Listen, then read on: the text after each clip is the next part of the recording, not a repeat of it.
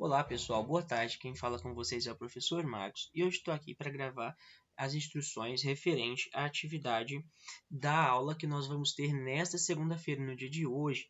Ou seja, para aqueles que estão vendo este vídeo antes das 2 horas, a aula nós vamos ter a partir das 2, né? E este vídeo ele é postado a 1 hora.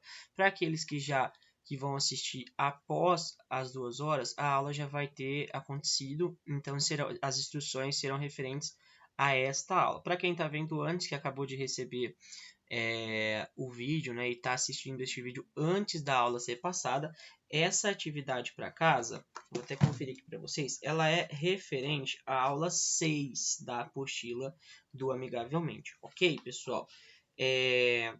Eu estou passando essa instrução, né, antes, né, nessa aula que ela é postada antes da aula do Amigavelmente, pelo fato do seguinte, o horário de postagem da aula gravada, ele é 1 da tarde, e a nossa aula do Amigavelmente, ela começa às 2, tá? Então, pode ser, aliás, vocês vão receber ela 1 da tarde, então algumas pessoas vão visualizar essa aula antes da aula acontecer, porque a aula começa às 2, tá?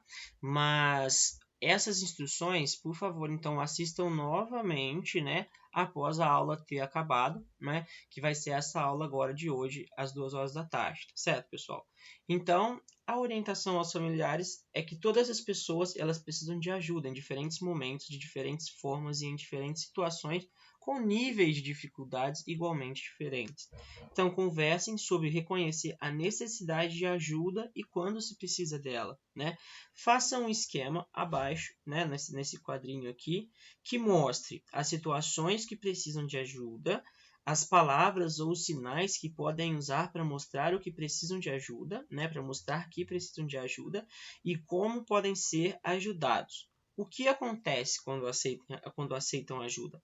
Então, a tarefa para a família é o seguinte, é fazer um esqueminha, né, que mostre as situações que são necessárias ajuda, né, podem ser diversas situações, as palavras, né, ou sinais que podem ajudar a mostrar que precisam de ajuda, um pedido de ajuda, como vocês podem ser ajudados mediante este pedido de ajuda e o que acontece quando vocês aceitam a ajuda. Vocês se sentem amparados, vocês se sentem gratificados por terem recebido ajuda. O que acontece?